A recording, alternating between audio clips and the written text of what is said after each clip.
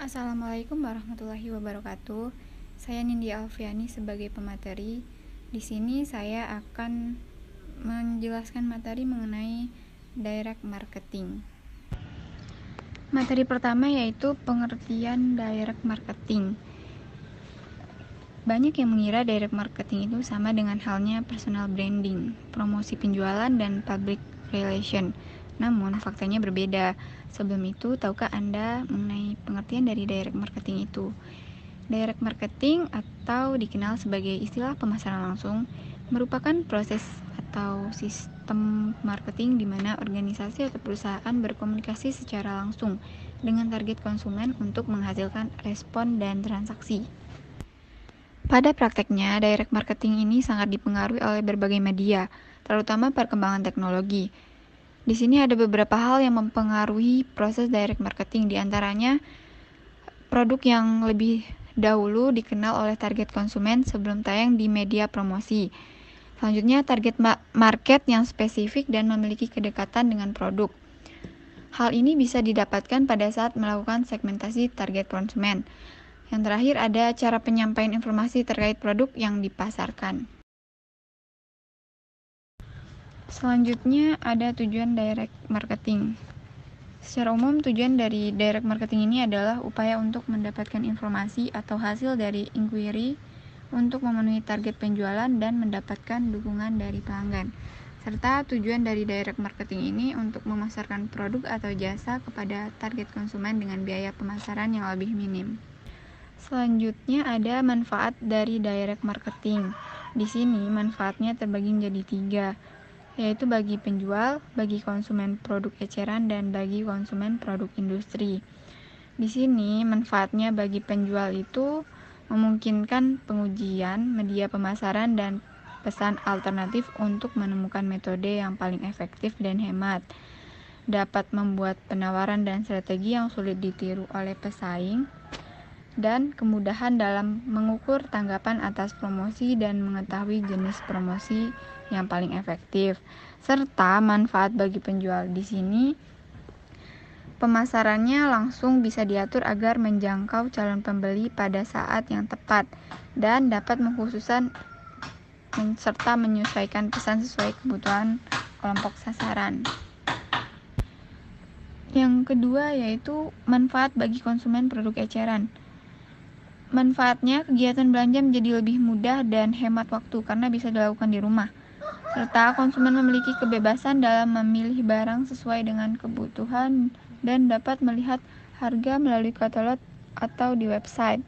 Pelanggan juga dapat melakukan pembelian barang untuk diri sendiri ataupun untuk orang lain. Selanjutnya, manfaat bagi konsumen untuk produk industri, yaitu konsumen dapat mempelajari produk atau jasa yang ditawarkan dengan lebih seksama, sehingga akan lebih menghemat waktu karena tidak perlu bertemu dengan wiraniaga untuk penjelasan mengenai produk yang dijual. Nah, selanjutnya ada bentuk dari direct marketing.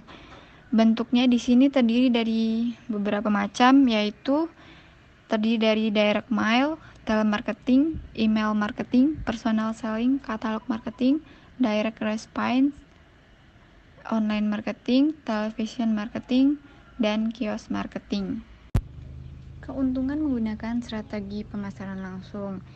Di sini ada 4. Yang pertama yaitu strategi dan penawaran spesifik untuk setiap konsumen. Dengan melakukan pemasaran langsung, pengusaha bisa menemukan cara penawaran produk yang spesifik bagi setiap konsumen.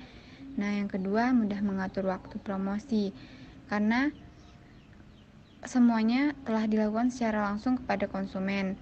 Yang ketiga, bisa menjangkau pembeli pada saat yang tepat. Produk yang dipasarkan bisa menjangkau pembeli atau konsumen pada waktu yang tepat.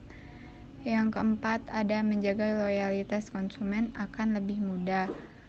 Dengan pemasaran langsung, jalinan komunikasi antara pengusaha dan konsumen akan terbuka dan lebih baik. Masalah umum dan etika dalam pemasaran langsung atau dalam direct marketing, yaitu para pemasar langsung dan pelanggan, mereka biasanya menikmati hubungan yang saling menguntungkan. Namun sesekali mungkin muncul sisi yang lebih gelap, Banyak orang yang tidak suka permintaan pemasaran langsung dengan penjualan keras. Perusahaan telah bermunculan untuk membantu memblokir surat sampah yang tidak diinginkan. Beberapa pemasar langsung mengambil keuntungan dari pembeli impulsif atau kurang canggih, terutama orang tua. Penipuan dan penipuan.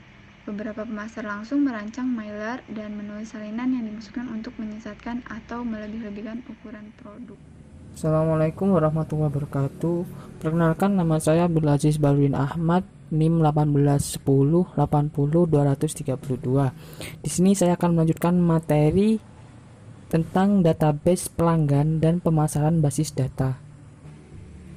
Untuk melakukan pemasaran langsung, pemasar harus mengetahui pelanggan mereka. Pemasar juga harus mengetahui karakteristik pelanggan mereka. Dan untuk melakukan itu, pemasar harus mengumpulkan informasi dan menyimpannya dalam basis data untuk melakukan pemasaran basis data. Basis data pelanggan adalah kumpulan informasi komprehensif yang terorganisir tentang pelanggan atau prospek individu yang terkini, sehingga dapat diakses dan dapat ditindaklanjuti untuk menghasilkan pelanggan, kualifikasi pelanggan, penjualan produk atau layanan, serta pemeliharaan hubungan pelanggan. Selain itu, pemasar basis data adalah proses membangun, memelihara, dan menggunakan basis data pelanggan dan basis data lainnya seperti produk, pemasok, atau pengecer untuk menghubungi, bertransaksi, dan membangun hubungan pelanggan. Baik, mari kita bahas mengenai database pelanggan. Tadi telah disebutkan bahwa database pelanggan adalah kumpulan informasi komprehensif yang terorganisir tentang pelanggan atau prospek individu yang terkini, yang dapat diakses dan dapat ditindaklanjuti untuk menghasilkan pelanggan, kualifikasi pelanggan, penjualan produk atau layanan atau pemilihan hubungan pelanggan. Tadi disebutkan seperti itu mengenai database pelanggan. Di sini database pelanggan sangat diperlukan, sangat dibutuhkan oleh perusahaan-perusahaan untuk mengetahui karakteristik pelanggan itu sendiri. Basis data pelanggan bukan hanya sekumpulan nama, alamat, dan nomor telepon diakumulasikan melalui transaksi pelanggan, informasi pendaftaran, pertanyaan telepon, cookie, dan setiap kontak pelanggan. Bukan hanya itu, idealnya basis data pelanggan itu berupa pembelian masa lalu, demografi konsumen seperti usia, pendapatan, anggota keluarga, ulang tahun, atau bisa berupa juga psikografis seperti kegiatan, minat, dan pendapat, serta media grafik seperti media pilihan dan informasi bermanfaat lainnya. Selain itu, database pelanggan juga memiliki manfaat bagi suatu perusahaan, yaitu untuk mengetahui historis transaksi yang pernah dilakukan oleh pelanggan, sehingga ketika suatu perusahaan itu mengalami penurunan penjualan, bisa juga perusahaan itu menghubungi suatu pelanggan untuk mengingatkan supaya pelanggan bisa berbelanja kembali di toko tersebut. Kita misalkan nih di GoFood atau di Gojek gitu. Nah, di situ kita kan terkadang mendapatkan notifikasi ketika kita udah lama nggak melakukan transaksi pembelian GoFood. Mesti di situ kan ada notifikasi udah berapa lama nih, seperti itu, udah berapa lama nih kamu gak pesan GoFood. Kadang ada notif yang mengingatkan seperti itu, atau ada yang notif dari Shopee, yuk kita cek toko ini ada baru-baru ada produk-produk baru. Nah, toko yang berikan Shopee yang memberikan notif itu adalah toko yang pernah mereka transaksi di sana, pelanggan melakukan transaksi di sana. Mungkin seperti itu. Selanjutnya, kita akan membahas mengenai gudang data dan penambangan data. Perusahaan yang cerdas akan menangkap informasi setiap kali pelanggan itu berkontak langsung dengan suatu perusahaan, baik itu melalui departemen, melalui pembelian, melalui panggilan layanan, atau melalui permintaan secara online. Di situ perusahaan yang cerdas akan menangkap rangsangan berupa tersebut karena untuk saat ini data pelanggan tersebut sangat dibutuhkan untuk meningkatkan nilai atau pendapatan dari suatu perusahaan tersebut.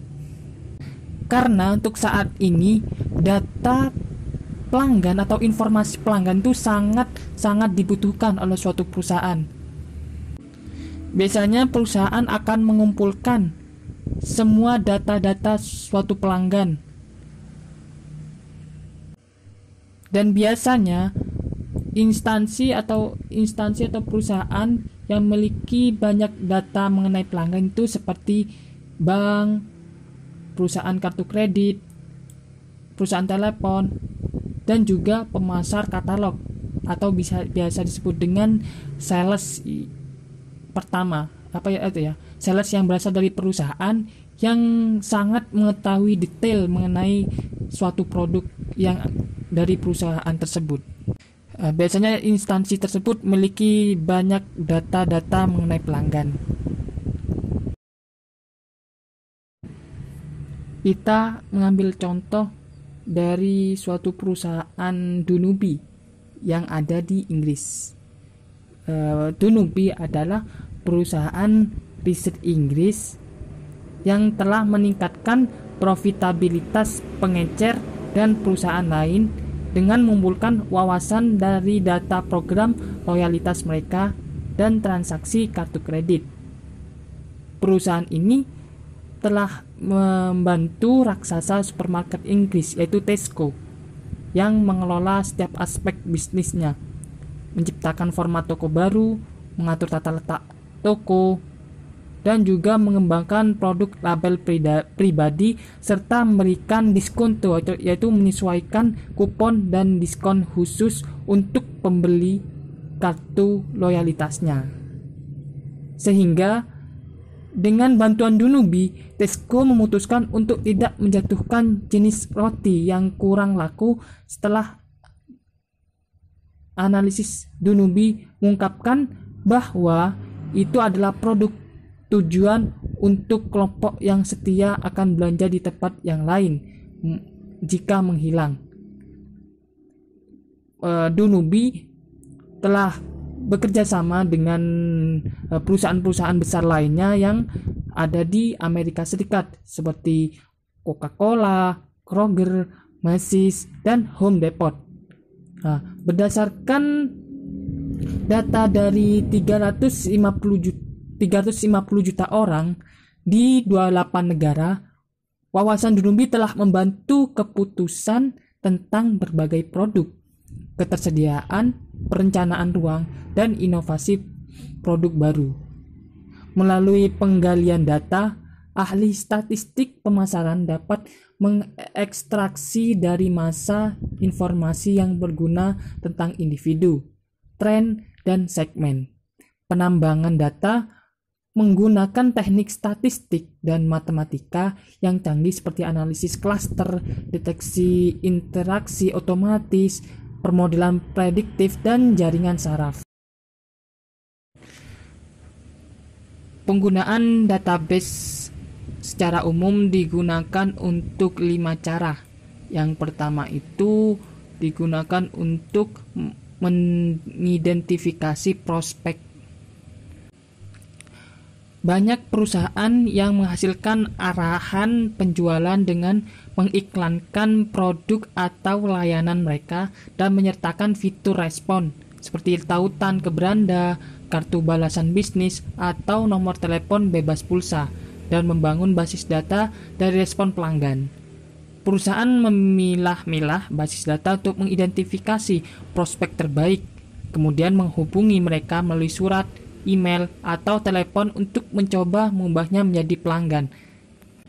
Nah, biasanya kita ketahui suatu perusahaan untuk saat ini tidak dapat dipungkiri bahwa perusahaan sekarang itu juga mengiklankan produk atau layanannya itu di media sosial. Nah, biasanya tuh kan kalau di media sosial kan ada kayak misalnya nih di Instagram, ketika ada profil atau iklan dari suatu perusahaan, pastikan ketika mereka mengiklankan produk, ketika kita tertarik, apabila pelanggan itu mulai tertarik, diperintahkan untuk klik di sini. Nah, biasanya kan ketika diklik situ kan tertuju pada beranda atau websitenya suatu perusahaan, atau kadang juga tertuju kepada kontak pelanggan. Nah, itu kan untuk menunjukkan bahwa ketika pelanggan mengklik suatu fitur tersebut, pasti kan tertuju pada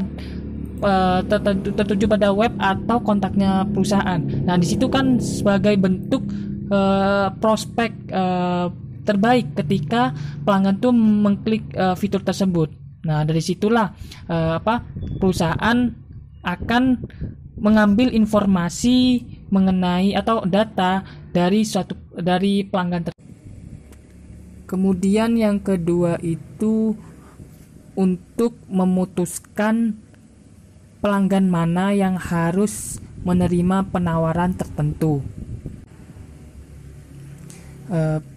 Di sini perusahaan akan tertarik menjual suatu produknya kepada pelanggan-pelanggan yang telah memenuhi kriterianya. Kan di situ pasti perusahaan untuk memberikan penawaran kayak promo atau yang lainnya itu pasti melihat pelanggan yang sesuai dengan kriterianya.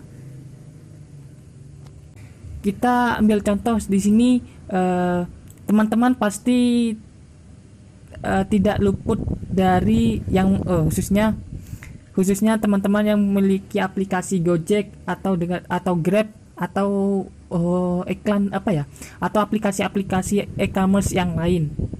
Di sini saya akan mengambil contoh dari aplikasi Gojek, Grab, dan Shopee.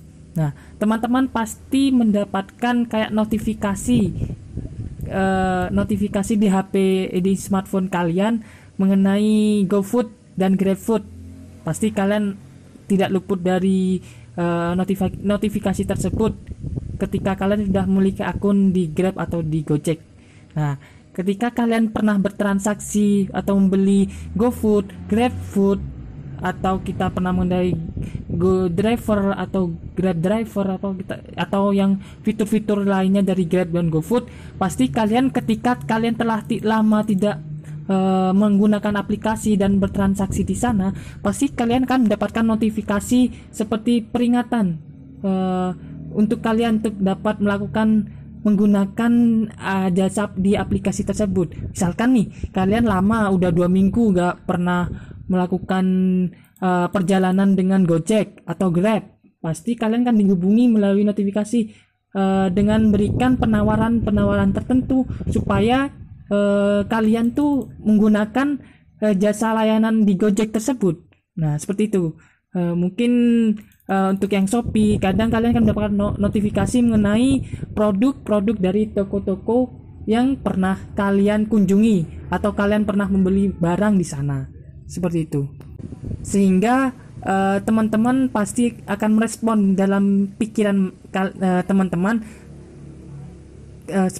Sepertinya benar, saya di pikiran teman-teman mungkin sepertinya saya benar udah lama nggak menggunakan.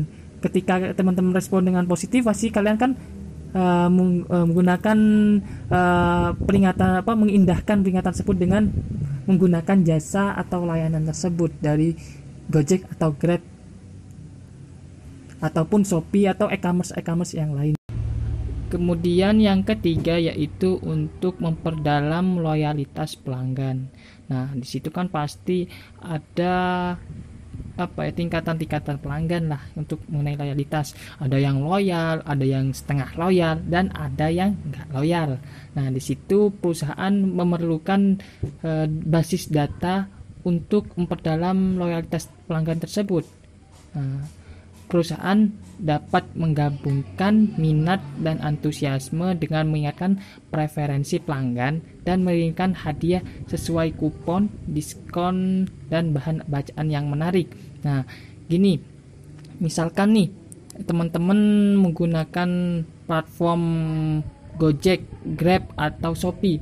Nah, di situ pasti teman-teman pasti memiliki notif atau penawaran diskon yang berbeda-beda. Karena itu perusahaan memberikan diskon-diskon itu sesuai loyalitas pelanggan. Nah, ketika teman-teman loyal, pasti kan sering mendapatkan diskon-diskon untuk teman-teman melakukan transaksi di sana. Misalkan kayak di Gojek, ketika teman-teman selalu sering melakukan transaksi GoFood, GoCar, GoBike gitu kan, pasti kalau yang teman-teman sering gunakan kan sering pula mendapatkan kupon-kupon kupon-kupon promo gitu kan.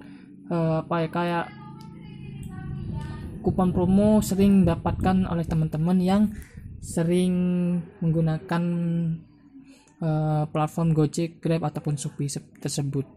Mulai gratis ongkir, potongan biaya antar, dan potongan-potongan yang lainnya. Selanjutnya yang keempat yaitu untuk mengaktifkan kembali pembelian pelanggan. Nah, ini nih biasanya kan ada yang pelanggan yang cuma menggunakan sekali karena kebutuhannya sudah terpepet lah.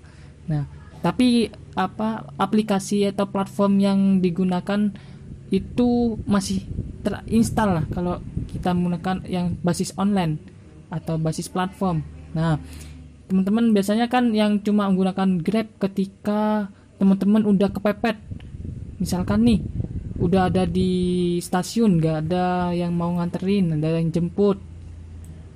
Nah, situ pasti teman-teman pasti akan menggunakan Grab atau Gojek. Teman-teman pasti kan menggunakan waktu itu aja. Nah, pengalaman saya sendiri sih gitu, seperti itu. Ketika teman-teman lama nggak menggunakan, pasti akan mendapatkan notif dari Gojek atau Grab untuk menggunakan kembali layanan jasa di Grab dan Gojek tersebut. Bisa memberikan peringatan untuk melakukan transaksi lagi atau memberikan diskon tapi yang tidak terlalu besar. Itu salah satu cara untuk mengaktifkan kembali supaya pelanggan bisa menggunakan atau membeli produk atau layanan di suatu perusahaan. Selanjutnya yang terakhir yaitu untuk menghindari kesalahan pelanggan yang serius.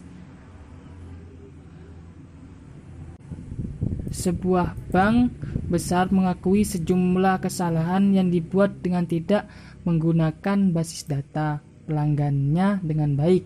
Dalam satu kasus, suatu bank menagih kepada pelanggan penalti atas keterlambatan pembayaran hipoteknya yang menggunakan produk kartu kredit seperti itu, yang gagal mencatat bahwa ia mengepalai perusahaan yang merupakan penabung utama di bank. Nah, untuk mengantisipasi kesalahan tersebut mengenai kesalahan bank dalam tagihan hipoteknya pada pelanggan yang menggunakan kartu kredit, untuk mengantisipasi tersebut maka diperlukan namanya database pelanggan. Nah, ketika bank melakukan kesalahan penagihan, pastikan memberikan reputasi yang akan menimbulkan reputasi yang jelek terhadap bank tersebut.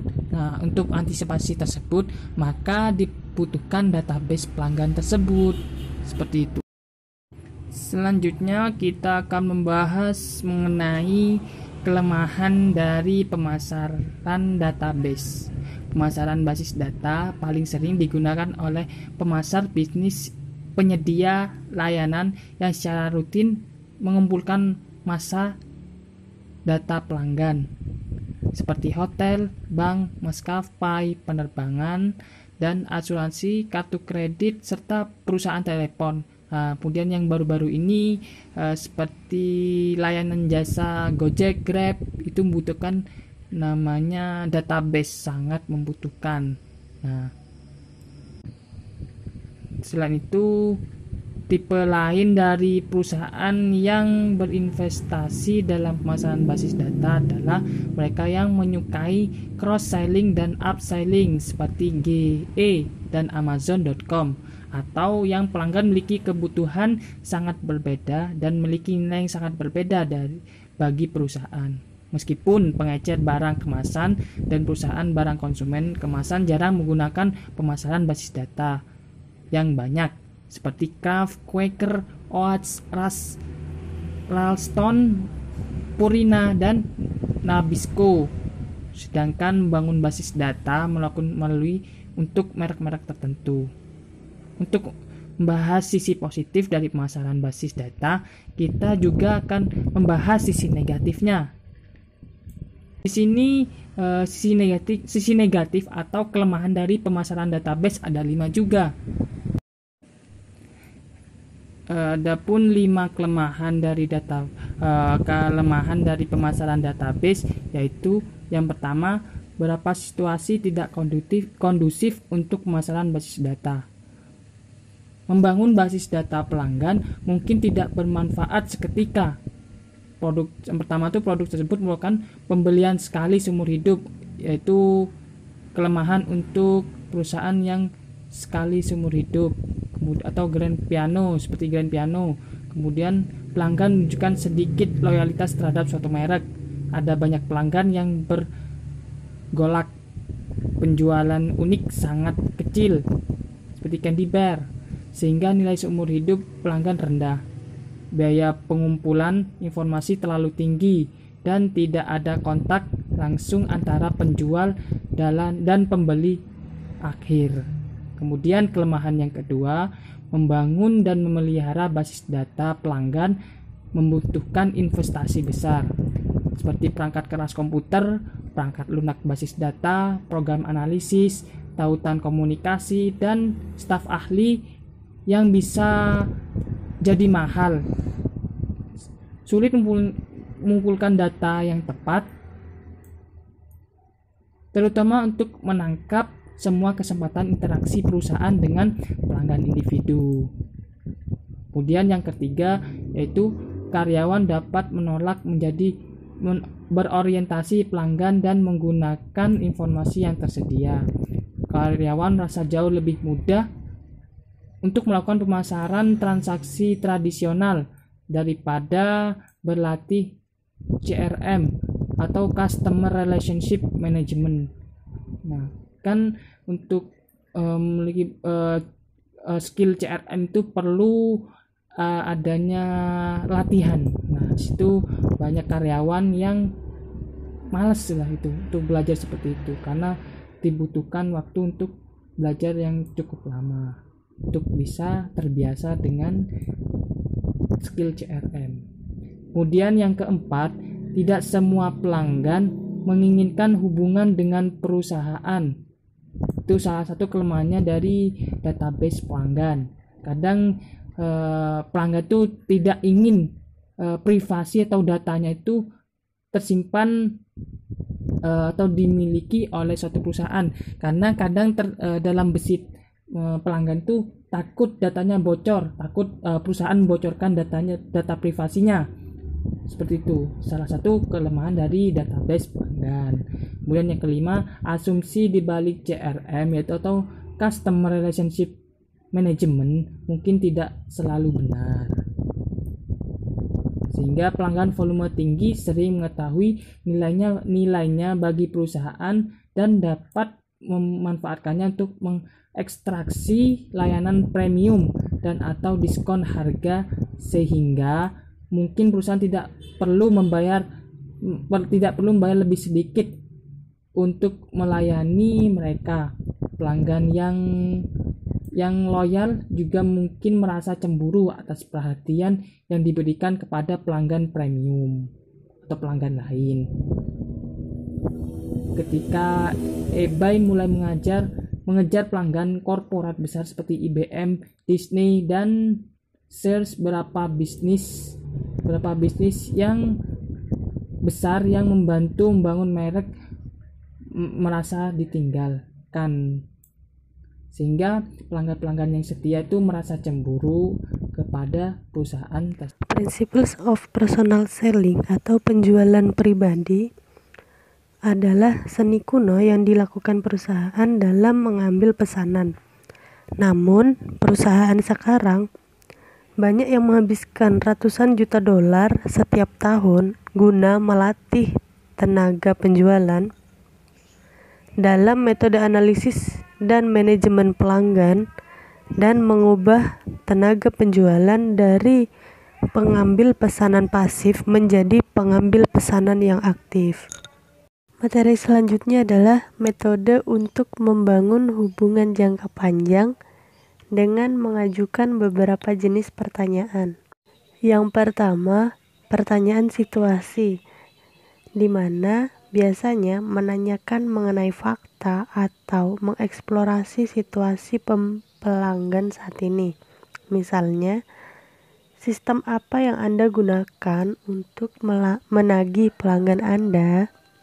Yang kedua, pertanyaan masalah. Biasanya berkaitan dengan masalah, kesulitan, atau ketidakpuasan yang dialami pelanggan. Misalnya, bagaimana dari sistem yang membuat kesalahan? Yang ketiga, pertanyaan implikasi.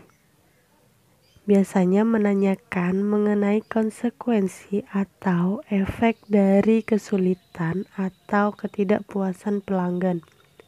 Misalnya, bagaimana masalah ini mempengaruhi produktivitas karyawan Anda? Dan yang keempat adalah pertanyaan-pertanyaan tentang imbalan yang biasanya menanyakan mengenai nilai atau kegunaan solusi yang diusulkan. Misalnya, berapa banyak yang akan Anda hemat jika perusahaan kami dapat membantu Anda mengurangi kesalahan hingga 80%? Langkah-langkah utama dalam setiap proses penjualan yang efektif.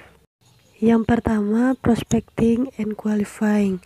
Biasanya langkah ini digunakan untuk mengidentifikasi dan memenuhi syarat prospek. Semakin banyak perusahaan yang bertanggung jawab untuk menemukan dan mengkualifikasi prospek, sehingga tenaga penjualan dapat menggunakan waktu mereka untuk melakukan hal yang terbaik dalam penjualan. Yang kedua adalah pre-approach, di mana tenaga penjual perlu belajar sebanyak mungkin mengenai perusahaan, tentang calon pelanggan dan pembeli melalui pendekatan terbaik, di mana kita harus mengetahui apa yang dibutuhkan, siapa yang mengambil bagian dalam keputusan pembelian, karakteristik pribadi dan gaya pembelian yang dilakukan oleh calon pelanggan atau pembeli. Jadi, tenaga penjualan ini harus benar-benar memahami proses pembelian dalam hal siapa, kapan, di mana, bagaimana, dan mengapa untuk menetapkan tujuan panggilan dalam memenuhi syarat prospek guna mengumpulkan informasi atau melakukan penjualan langsung.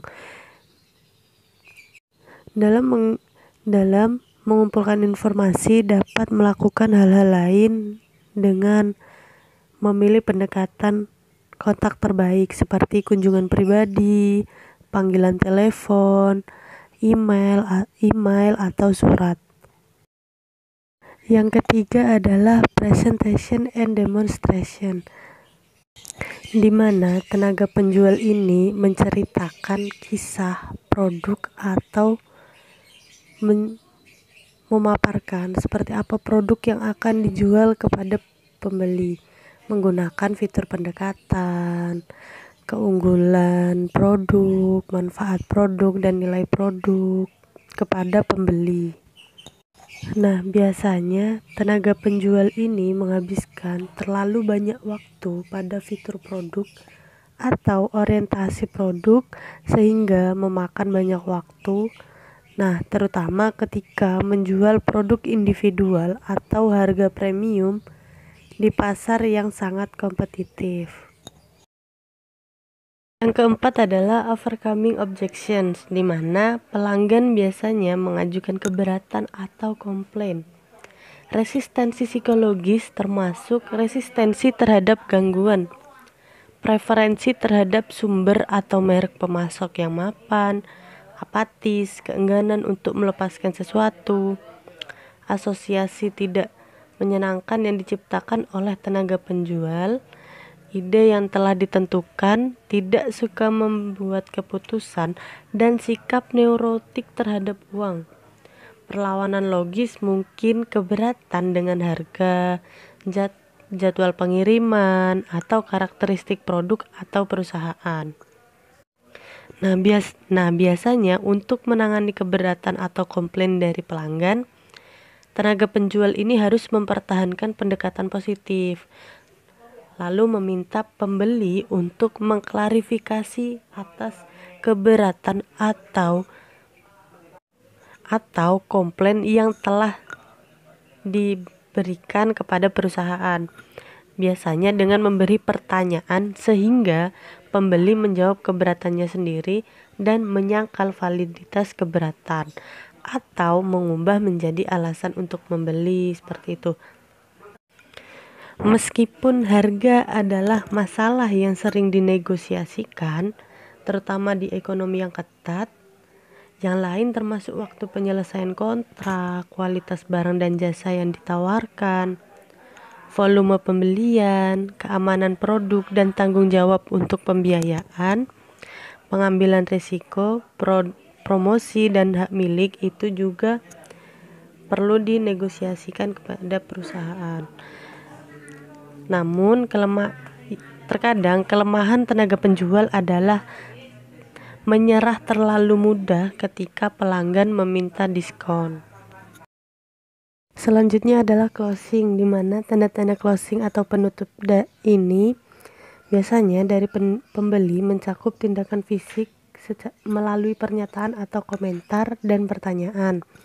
Sedangkan yang dilakukan oleh tenaga penjual yaitu dapat meminta pesanan kepada pembeli, mereka poin-poin perjanjian seperti termin pembayaran dan lain-lain, lalu menawarkan untuk membantu menuliskan pesanan, bertanya apakah pembeli menginginkan produk A atau produk B, lalu meminta pembeli untuk membuat pilihan kecil seperti warna atau ukuran. Nah, biasanya tenaga penjual ini menawarkan dorongan tertentu dalam penutup, seperti layanan tambahan, jumlah tambahan, atau hadiah token.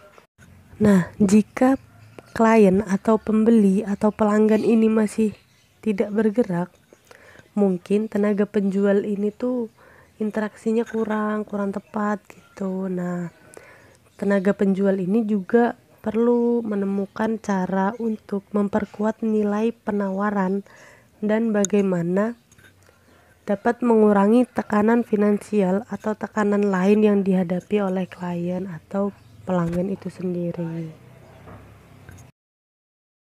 Langkah yang terakhir yaitu follow up and maintenance atau tindak lanjut dan pemeliharaan. Ini diperlukan untuk memastikan kepuasan pelanggan dan bisnis yang berulang. Biasanya tenaga penjual ini harus menambahkan rincian yang diperlukan seperti waktu pengiriman, ketentuan pembelian, dan hal-hal yang penting bagi pelanggan. Nah, tenaga penjual ini juga harus menjadwalkan panggilan tindak lanjut untuk memastikan pemasangan, instruksi, dan servis yang tepat dan dapat mendeteksi masalah guna meyakinkan pembeli tentang minatnya dan mengurangi disonansi kognitif. Serta tenaga penjual ini juga harus mengembangkan rencana pemeliharaan dan pertumbuhan untuk pelanggan tersebut. Yang selanjutnya adalah hubungan pemasaran, di mana prinsip-prinsip penjualan pribadi dan negosiasi sebagian besar berorientasi pada transaksi karena tujuannya adalah untuk menutup penjualan tertentu. Tetapi dalam banyak kasus, perusahaan tidak mencari penjualan langsung, tetapi hubungan pemasok dengan pelanggan secara jangka panjang.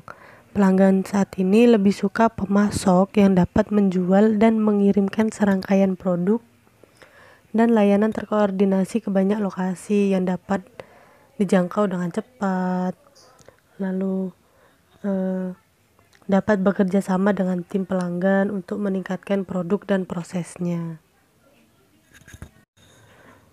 Hubungan pemasaran tidak efektif dalam semua situasi, tetapi ketika itu ada strategi yang tepat dan diimplementasikan dengan benar adalah fokus kepada pengelolaan pelanggan dan mengelola produk-produknya. Assalamualaikum warahmatullahi wabarakatuh. Di sini saya akan menjelaskan mengenai mendesain dan mengatur Salesforce. Di sini saya menjelaskan bersama teman saya. Yang pertama, Ratnastari Aprilia. Yang kedua, Syahrul Nurul Iman. Dan saya sendiri, Hasna Mailani Fajriya. Penjelasan yang pertama akan dijelaskan oleh saya sendiri, dan penjelasan selanjutnya akan dijelaskan oleh Ratnastari Aprilia, dan selanjutnya akan dijelaskan oleh Syahrul Nurul Iman. Merancang tenaga penjualan. Tenaga penjualan adalah hubungan pribadi perusahaan dengan pelanggannya. Dalam mendesain tenaga penjualan, perusahaan harus mengembangkan suatu tujuan, strategi, struktur, ukuran, dan kompensasi terhadap tenaga penjualan itu sendiri. Bagi banyak perusahaan, kinerja tenaga penjualan adalah suatu kritis yang meskipun tidak ada yang memperdebatkannya pentingnya tenaga penjualan dalam program pemasaran. Perusahaan peka terhadap biaya pemeliharaan yang tinggi dan meningkat, termasuk gaji, komisi, bonus, biaya perjalanan, dan manfaatnya. Tidak mengherankan, perusahaan berusaha meningkatkan produktivitas tenaga penjualan melalui seleksi, pelatihan, pengawasan, motivasi, dan kompensasi yang lebih baik. Pada tahun 2012, lebih banyak dari 10% dari total tenaga kerja yang bekerja penuh waktu dalam pekerjaan penjualan, baik dalam nirlaba dan demi keuntungan. Rumah sakit dan museum, misalnya, menggunakan penggalangan dana untuk menghubungi donor dan meminta sumbangan. Dalam bukunya menegaskan bahwa penjualan adalah fungsi inti dari setiap perusahaan. Pendiri Boston Jim Koch mencatat, tanpa penjualan tidak ada bisnis untuk yang dikelola. Penjualan berjangka mencakup 6 posisi. 6 posisi tersebut dimulai dari jenis penjualan yang paling tidak kreatif sampai yang paling kreatif. Yang pertama ada deliver, yaitu seorang tenaga penjualan yang tugas utamanya adalah mengirimkan suatu produk. Produk tersebut bisa berupa air, bahan bakar, minyak, dan lain-lain. Yang kedua, ada pengambil pesanan. Pengambil pesanan di dalam konteks ini merupakan berdiri di belakang konter atau mengambil pesanan di luar atau memanggil manajer supermarket. Yang ketiga, ada misionaris. Misionaris ini seorang tenaga penjualan yang tidak diizinkan untuk mengambil pesanan, tetapi diharapkan untuk membangun niat baik atau mendidik pengguna yang sebenarnya atau yang berpotensial yang disebut perincian. Yang keempat, ada teknisi. Teknisi ini seorang tenaga penjualan yang mempunyai pengetahuan teknis tingkat tinggi ataupun tenaga penjualan teknik yang terutama konsultan untuk perusahaan klien. Yang kelima, pembuat permintaan. Pembuat permintaan ini seorang tenaga penjualan yang mengendalikan metode kreatif untuk menjual produk berwujud ataupun produk yang tidak berwujud. Produk yang berwujud ini dapat berupa produk-produk rumah tangga seperti sapu, kipas, dan lain-lain. Nah, produk yang tidak berwujud ini berupa asuransi, layanan iklan, ataupun pendidikan. Yang terakhir, vendor solusi. Vendor solusi ini tenaga penjualan yang keahliannya memecahkan masalah pelanggan, seringkali dengan sistem produk dan layanan perusahaan. Misalnya dengan sistem komputer dan komunikasi. Tujuan dan strategi tenaga penjualan. Tenaga penjualan harus tahu cara mendiagnosis masalah pelanggan dan mengusulkan solusi yang tepat yang dapat membantu meningkatkan profitabilitas pelanggan. Tenaga penjualan terbaik bisa melampaui masalah yang dinyatakan pelanggan untuk menawarkan wawasan baru ke dalam model bisnis pelanggan dan mengidentifikasi kebutuhan yang tidak diakui dan masalah yang tidak disebutkan. Dalam melakukan pekerjaan tenaga penjualan tersebut, tenaga penjualan menyelesaikan lebih dari satu tugas yang spesifik. Yang pertama yaitu pencarian. Pencarian yang dimaksud adalah mencari sebuah prospek kerja atas tenaga penjualan tersebut. Yang kedua, penargetan. Penargetan ini memutuskan bagaimana mengalokasikan waktu mereka di antara prospek-prospek dan pelanggan-pelanggan tenaga penjualan. Yang ketiga, berkomunikasi. Berkomunikasi ini mengomunikasikan informasi tentang produk-produk dan layanan-layanan yang disediakan oleh perusahaan. Yang keempat, ada penjualan. Penjualan ini mendekati, mempresentasikan, menjawab pertanyaan, mengatasi beban-beban, dan menutup penjualan. Yang kelima, ada pelayanan. Pelayanan ini menyediakan berbagai layanan kepada pelanggan untuk berkonsultasi tentang masalah, memberikan bantuan teknis, mengatur pembiayaan, dan mempercepat pengiriman. Dan yang keenam, pengumpulan informasi. Pengumpulan informasi ini dilakukan berupa riset pasar dan melakukan pekerjaan yang intelijen. Dan yang terakhir, mengalokasikan. Mengalokasikan ini memutuskan pelanggan mana yang akan mendapatkan produk langka selama kekurangan produk.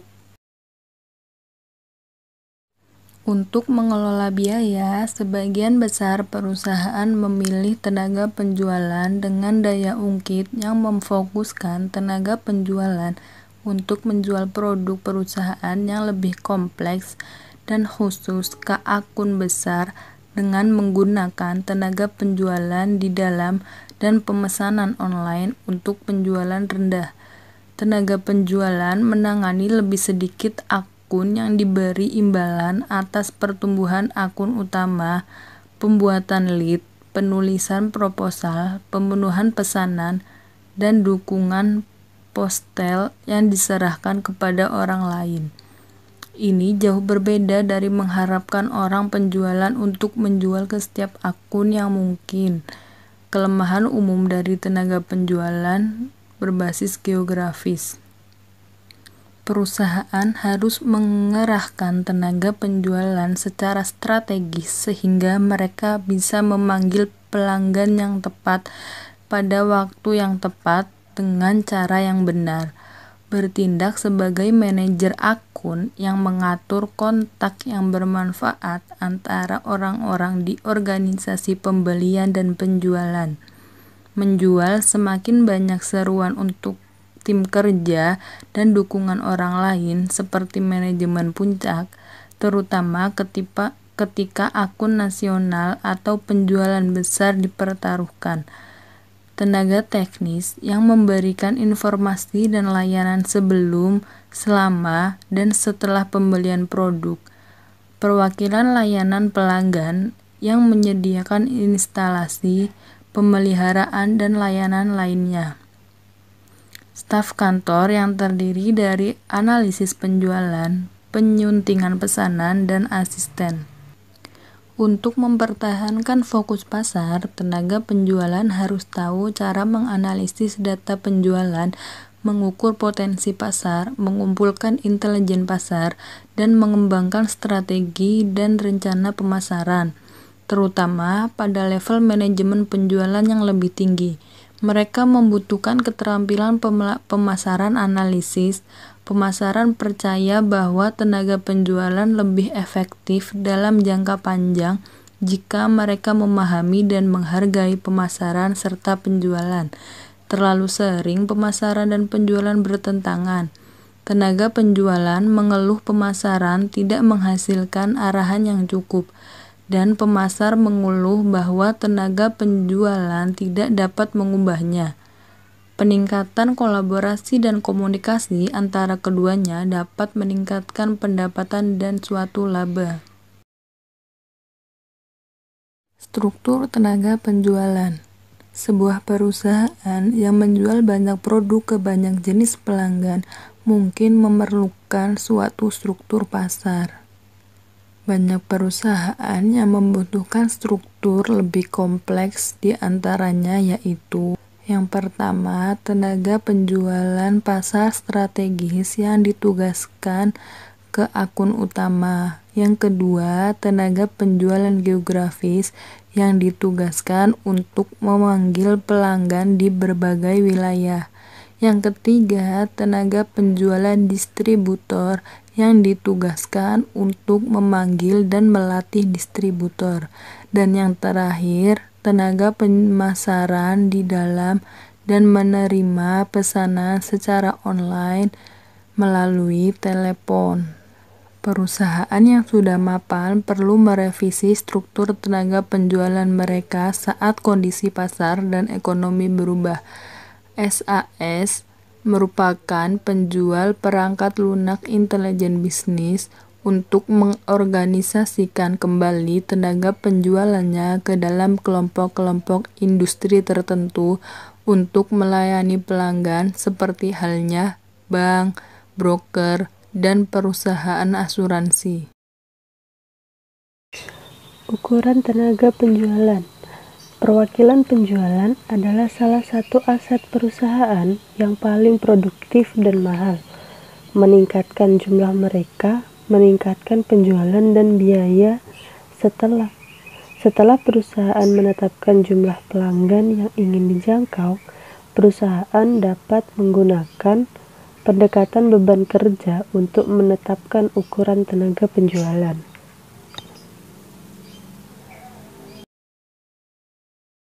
Materi selanjutnya, kompensasi tenaga penjualan.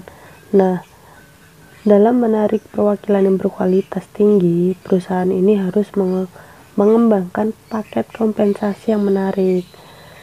Perusahaan harus menghitung 4 komponen kompensasi tenaga penjualan. Yang pertama, jumlah tetap atau gaji untuk memenuhi kebutuhan akan stabilitas pendapatan.